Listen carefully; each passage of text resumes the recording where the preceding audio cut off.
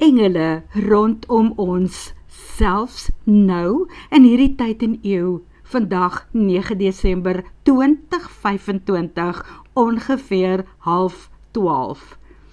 Kom die man in my lewe nou net van Spar af by die huis aan, in trane, hy huil.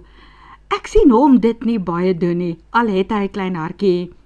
Hy het nou net iets gesien wat hom tot in sy fondasie geskud het. Die mooiste en medemenslikste gebaar wat iemand kon doen, reg voor sy oë by die garage in Barnardstraat. 'n jarige dame wat brandstof ingegooi het en daar werk haar bankkaart nie. Iets wat met enigiemand kan gebeur en die verleentheid. Op daardie oomblik staan daar 2 jong ridders in die garagewinkel. Hulle is besig om koeldrank te koop.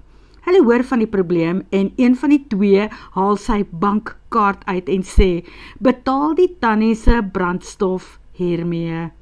Dit was oor die R500, net so onder R600. Die vrou wou nog 'n ander kaart aanbied. Toe sê die jonge man, moenie worry nie tannie, dit is klaar betaal. En daar wil hulle loop, maar die vrou wil eers weet, hoe betaal sy dit vir hulle terug? Toe sê die mannetjie sonder om te skroom, los dit tannie, dit is jou Kersbonus. Wys net hoe Jesus sy engele en barmhartige Samaritane elke dag rondom ons sit. Hoe hy besondere mense gebruik om ander mense namens hom te seën en aan te raak.